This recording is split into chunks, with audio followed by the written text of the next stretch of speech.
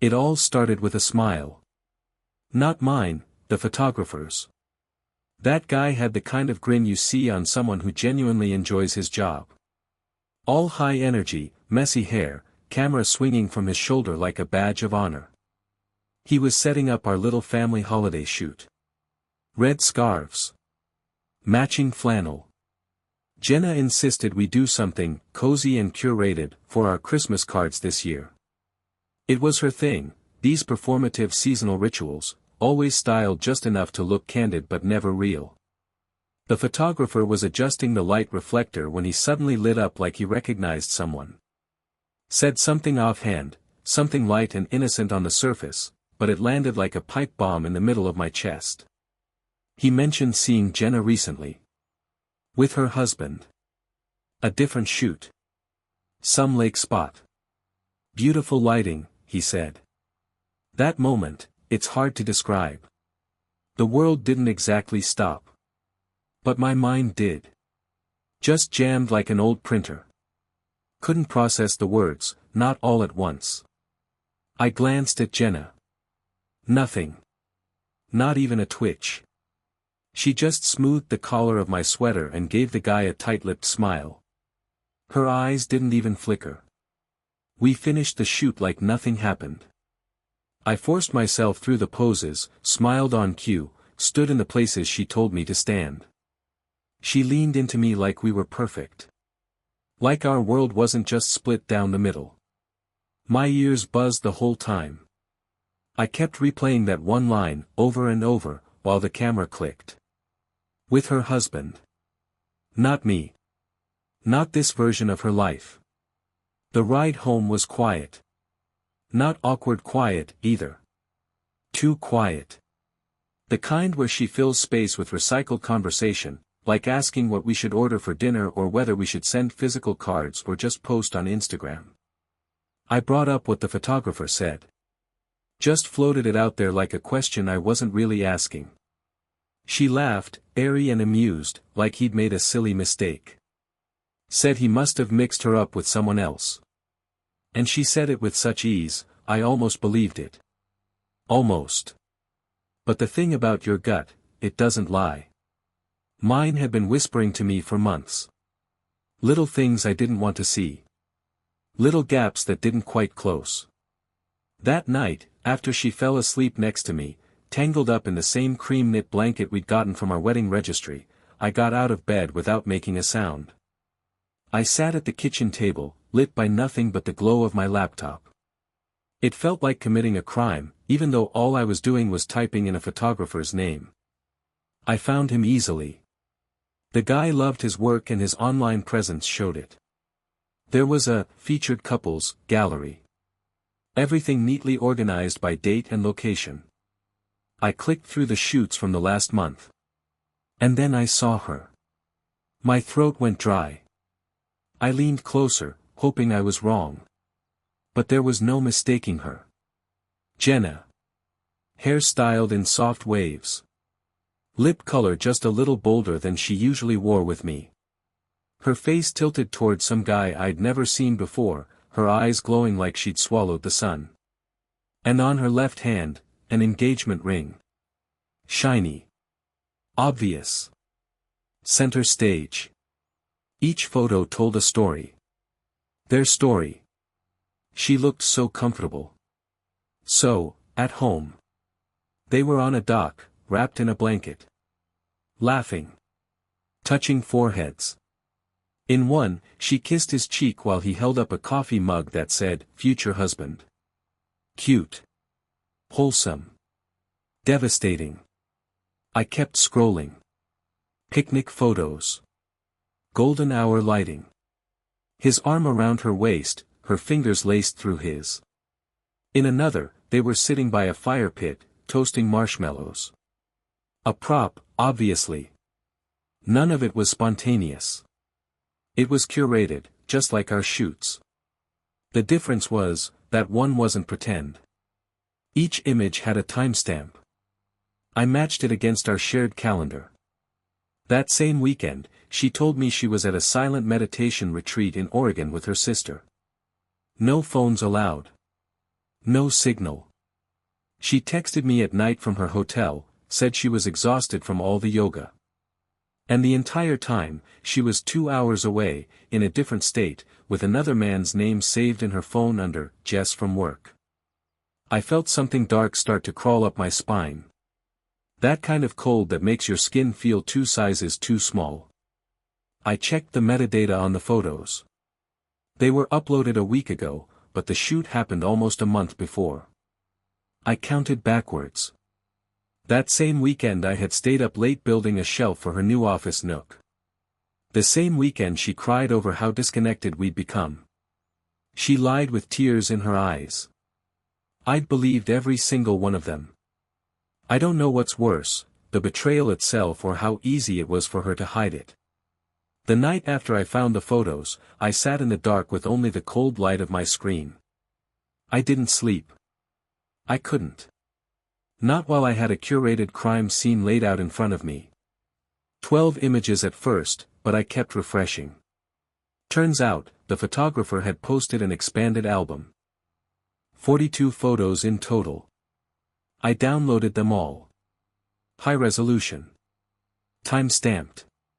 Cropped to perfection. Her betrayal was preserved in clinical detail, archived in 4K, like a memory palace built on lies. They weren't just posing. They were performing a fantasy. And not just any fantasy, a Pinterest-perfect love story, complete with coordinated outfits and rustic props. There was one with a picnic basket under a willow tree. Another where they were riding a tandem bicycle through tall grass. She wore white, flowing dresses in most of them, all soft fabric and sunlight. Her hair was curled in the way she only did for anniversaries. Her hands rested lightly on his chest in one shot, on his neck in another, her body tilted just enough to seem natural. The closeness was effortless. Practiced. It was like watching a movie where the lead actress was someone I thought I knew. And then there was the proposal. Sunset behind them. Orange sky reflected on a still lake. He was down on one knee, holding up a ring I'd never seen before. And there she was, hands over her mouth, eyes surprised, even though I knew it was staged. She'd told me she was at a silent yoga retreat that weekend. A self-healing getaway, she called it. No cell service, no emails, no interruptions. But she was very much not silent. She was screaming devotion to another man through every pixel of those photos. I wasn't sure what I was looking for after that, but I kept searching. Curiosity morphed into obsession. Obsession into strategy. Jenna was careful. I'll give her that. But not perfect. In the back of a kitchen drawer, we had an old iPad. One she stopped using after it started glitching. I charged it up. After a few minutes of fiddling, I guessed her old unlock code, our wedding date. Ironically poetic. The messages were still synced. Not through her main email, but a backup account. A Gmail address I'd never seen before, with a different last name. The inbox was full. Not spam, not marketing stuff, actual threads with the guy. His name was Mark, apparently. Casual, confident, emotionally involved. Their messages weren't just flirtation, they were planning. Trips. Dinners. Future holidays. She sent him photos, some from our house. She just cropped me out of them. One thread caught my eye. It was about our timeline. She referenced wanting to be free before the new year. Said she didn't want to hurt her brother too badly. My stomach dropped. I read it again. And again. He thought I was her brother. Let that sink in. She hadn't just lied about being married. She had rewritten her whole life. Recast me as a background character. I was the cover story, the roommate, the relative, the reason she couldn't spend the night. I checked her Venmo next. Not the one I knew, the joint one we used to split groceries, but a separate account tied to a different email. Transactions going back months. She was transferring money to someone named Emma, usually labeled as therapy or coaching. I searched the name. It wasn't a person. It was a shell PayPal she used to funnel money to herself. She was funding this double life with our joint income. She wasn't just sneaking around, she was invested. She had separate streaming accounts. Booked hotel rooms under her maiden name. Ordered Uber rides from addresses I didn't recognize. This wasn't just a fling. It was a project. It's strange, the things you start to question once you realize your reality isn't real. I found myself remembering the small moments. The nights she was too tired for intimacy. The sudden changes in her style. The way she started wearing perfume again, after months of saying she was sensitive to scents. She once came home with a new ring on her right hand. When I asked where it came from, she said it was something she bought for herself, to symbolize self-love. Now I knew it was a decoy. She was already wearing a ring on the other hand, for someone else. I checked our shared calendar again. Cross-referenced her trips, her supposed work conferences, and family emergencies. Nearly every one aligned with a Venmo payment or a photo session or a hotel stay. The lies weren't sporadic. They were scheduled. Organized. Rehearsed. I sat there, staring at this woman, this stranger, whose passwords I still knew, whose face I kissed goodbye every morning, whose life I thought I was building. And I didn't recognize her. Not anymore. It was like watching a horror movie where the villain was wearing your wife's face. But I wasn't just going to confront her. That would have been too easy. Too reactive. I didn't want her screaming, or crying, or spinning another web of half-truths. I didn't want a fight. I wanted clarity. So I made backups of everything. Saved the emails, the screenshots, the transaction history. I uploaded everything to a secure folder, labeled discreetly. I kept it all chronological. Organized. Bulletproof. Not because I wanted revenge. Not yet. But because I needed proof that it wasn't me who was crazy. That it wasn't just insecurity or paranoia or stress from work. I needed the evidence to stare back at me and say, you were right. She broke it. Not you. Still, the worst part. She came home that day and kissed me. Same as always. Tossed her purse onto the chair. Asked if I wanted Thai or Mexican for dinner.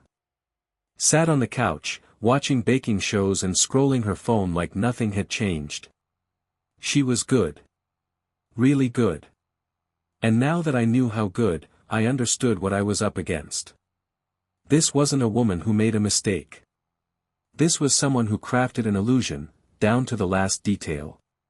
But if she wanted to build a second life, then I was going to burn it all down. Not with fire. Not with rage. With exposure. Because I wasn't just her husband anymore. I was the man she shouldn't have underestimated. Revenge, when done right, doesn't come with fireworks or screaming matches. It doesn't need broken dishes or door-slamming finales. That kind of chaos fades fast, no matter how loud it is in the moment, people forget it. It becomes gossip, then noise, then nothing. I wanted permanence. She built her fantasy in curated pieces, staged photos, half-smiles, and fake storylines. So I decided to speak her language. No shouting. Just clarity, in the cleanest, most elegant form she would understand, art. The idea came to me in the middle of the night, half awake and staring at the ceiling fan spin. What if I gave her the same aesthetic perfection she chased, but with a truth she couldn't unsee? A calendar. Not the digital kind. Something tangible. Something you could hang up in your kitchen, flip through every month, pretend it was just decorative, until the details broke you apart from the inside out. 12 months of curated betrayal. I spent 3 nights designing it. No templates. No shortcuts. Just cold hands and a colder heart, hovering over my keyboard with a laser focus I hadn't felt in years. January was the opener, her smiling in his lap, wrapped in a plaid blanket by the lake. I chose a classic serif font for the caption. Taken the weekend, she told me she needed space to reconnect with herself. February. The staged proposal. Ring glinting. Her eyes fake wide with pretend shock. She said she was on a silent yoga retreat. Apparently, silence meant yes. March featured a candlelit dinner, their hands intertwined over wine glasses. She texted me from this table, said she missed me. I was in our kitchen reheating leftovers. Each photo came with a date, location, and one line of brutal context. Like a museum plaque that explained not just what you were seeing, but why it mattered. April through December told their own story. Spring photo shoots. Beach weekends. A winery tour. A pumpkin patch. Even a Christmas photo, where she wore the same red scarf she'd worn in ours. Reused for convenience, apparently. I printed 10 copies. Each one bound professionally, pages thick enough to last. Matte cover, minimalistic, her favorite style. One for her, wrapped with care. One for her parents, who still called me son last Thanksgiving. One for him, mailed anonymously. One for the lawyer, just in case she tried to spin a different version of the truth. The rest? Safely stored. Backup plans. Insurance.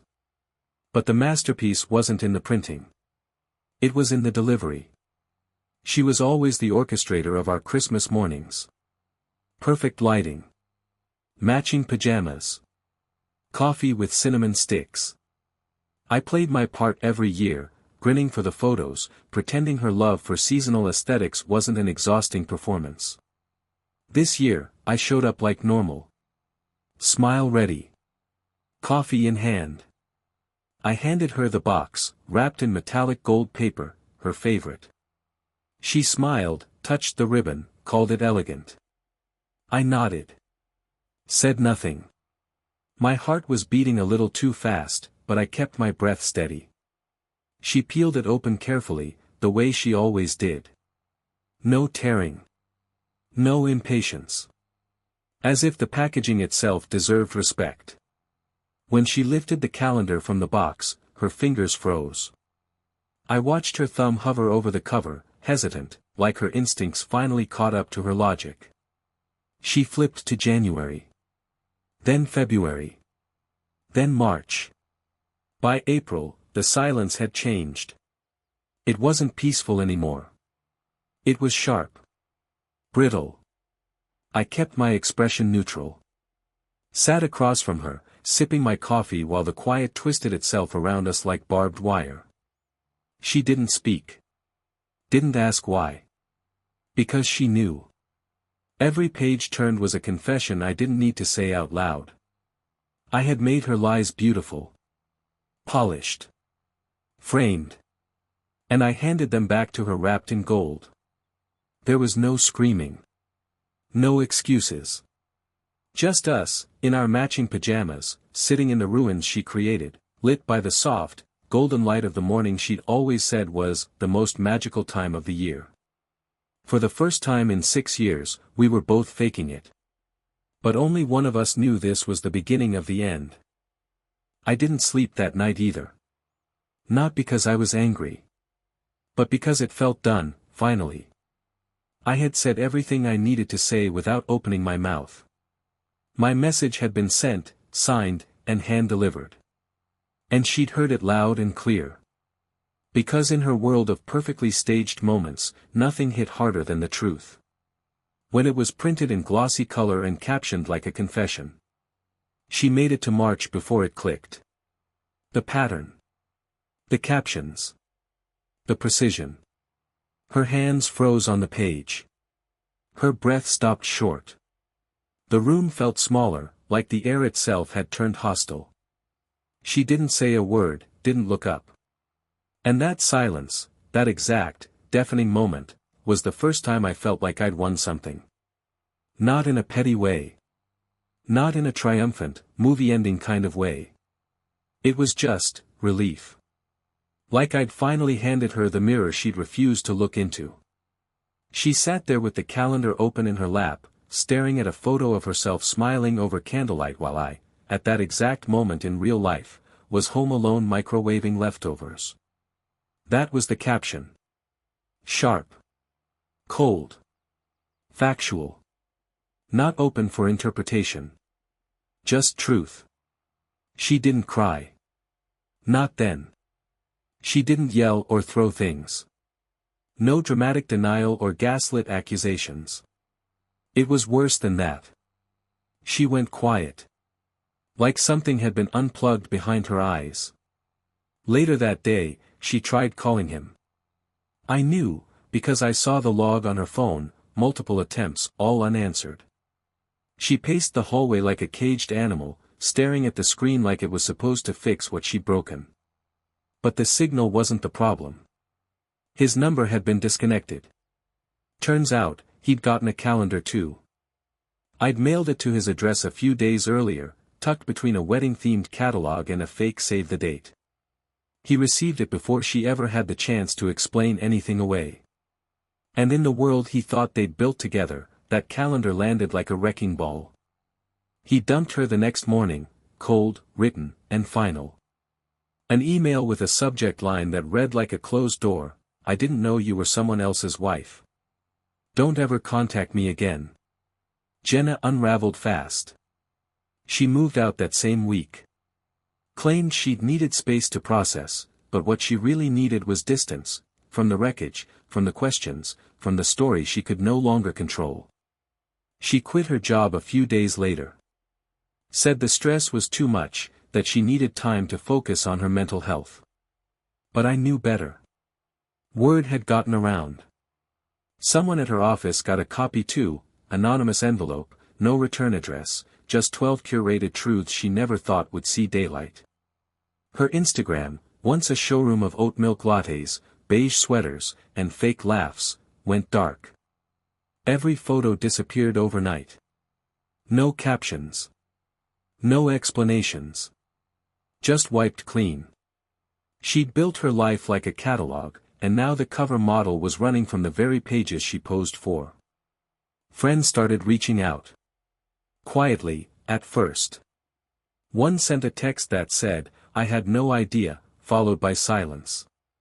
Another just unfollowed her entirely. Her clean girl life, that curated image of balance and glow and gentle ambition, it crumbled like sugar left in the rain. And I should have felt satisfied. But I didn't. Not really. Because something wasn't sitting right. One of the photos, August, kept coming back to me. Not for what they were doing, but where they were. A dock, a small boathouse in the background, a fire pit made of bricks. It wasn't anywhere I recognized. And Jenna didn't mention ever going upstate. Said she hated bugs, hated lakes. Said she didn't like rustic anything. But she looked comfortable in those shots. Too comfortable. The problem with curated betrayal is that sometimes you edit out the details that actually matter. So I did what anyone fueled by instinct and cold coffee would do. I reverse searched the location. It wasn't a public park or some Airbnb. It was a private listing. The coordinates led to a small, remote property, not too far but far enough to disappear. The address matched a name, his name. But not the one Jenna gave me. A different one. Real estate records confirmed it. The guy she was seeing. He owned that dock, that lake house, that entire weekend escape. I should have stopped there. Should have closed the tab, called it a day, and moved on with my revenge wrapped in a bow. But something kept pulling at me. So I dug deeper. Found his professional page. Simple website. Basic design. Listed himself as a freelance creative consultant. Vague. Too vague. He had reviews, oddly enthusiastic ones, mostly from women. Different cities, different professions. All of them echoed a familiar tone, life-changing, emotionally attuned, helped me reclaim my sense of self. I followed that thread like a fuse. One of the reviews mentioned a couple's shoot that was part of the healing process. That led me to a separate site. Hidden in the metadata, buried like a secret. It was a portfolio. Not a public one. Dozens, no, hundreds, of photos. Different women. All styled. All staged. Some looked almost identical to Jenna's shots. Picnic baskets, golden hour, proposal poses. Some of the women were smiling through what now felt like the same story, fake fiancé, fake future, real emotions. Different names. Different cities. Same man. And then the messages clicked.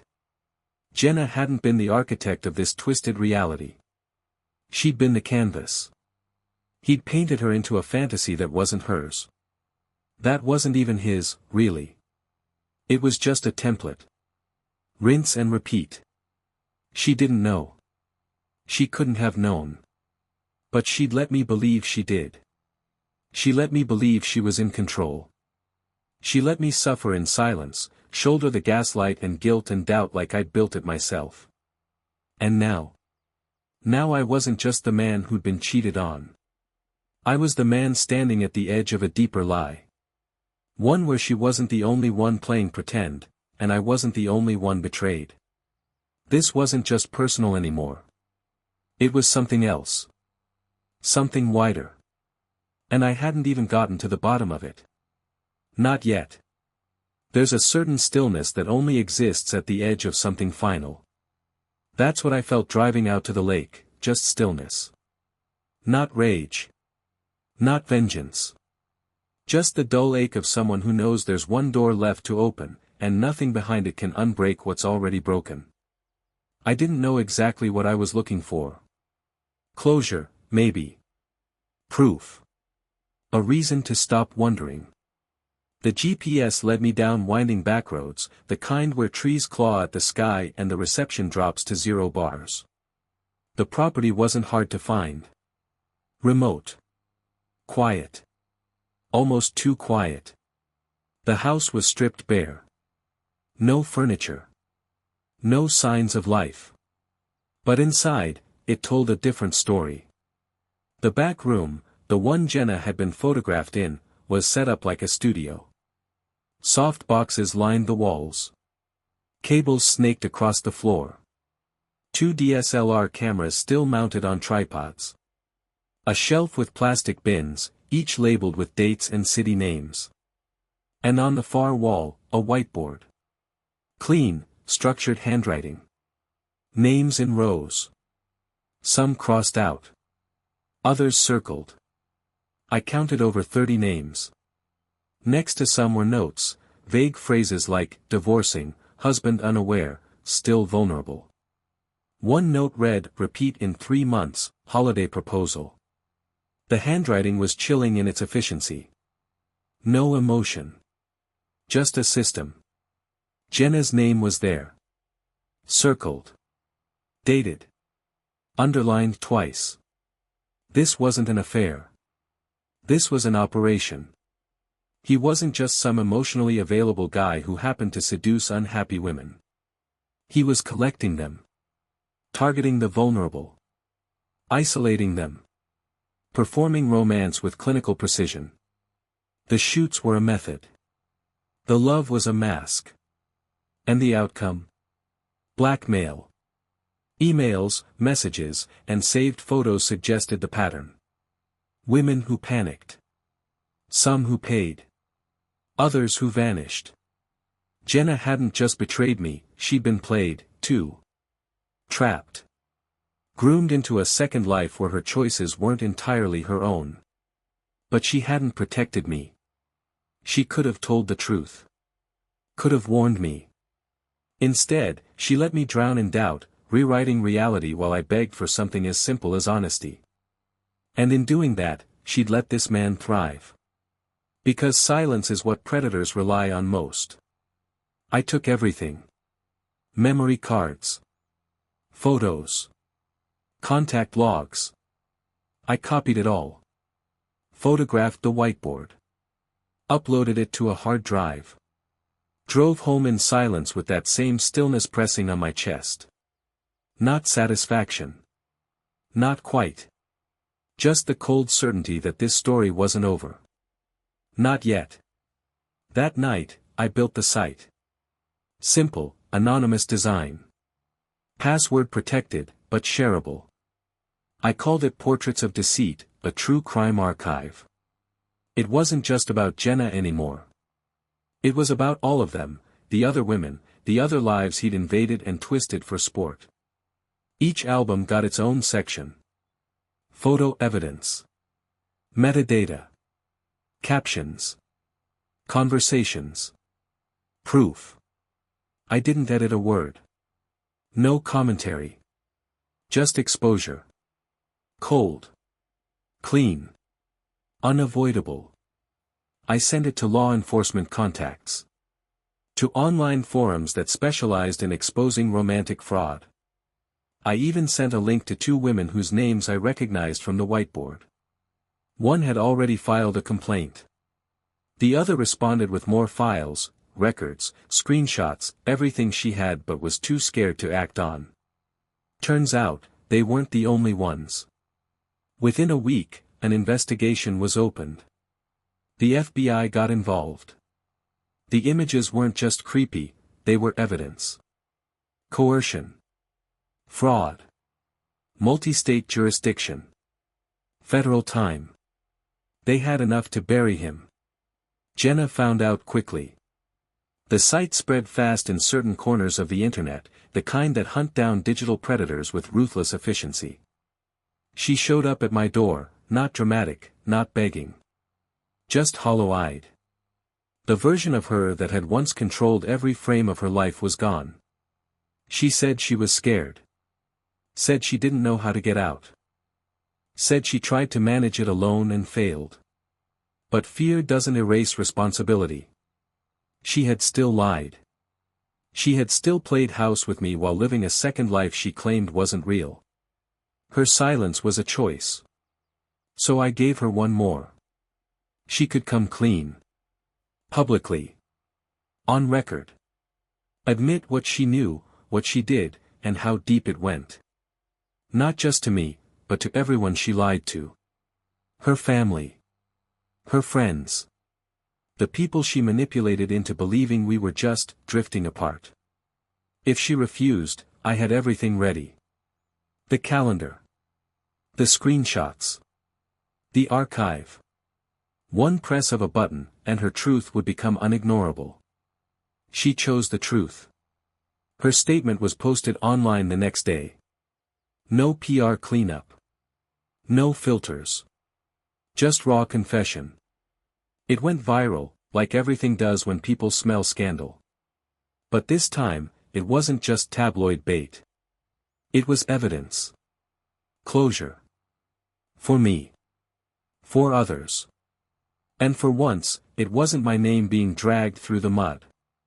As for me, I wrote it all down. Not out of spite, but because stories like this don't get told from the inside very often. Everyone sees the aftermath, the divorce, the silence, the social media disappearance. Nobody talks about the middle. About what it's like to sleep next to someone who's living a lie so complete, even their eyes don't give it away. The book was titled The Photographer's Clue. It sold out within a week. Labeled under true crime. Shelved next to stories about cults, scammers, and sociopaths. Fitting. Some called me brave. Others said I was cruel. I didn't care either way. Because for the first time in months, I didn't wake up wondering what was real. I already knew. She had posed for the lie. He had staged the fantasy. But I had framed the truth. And that was the shot they never saw coming.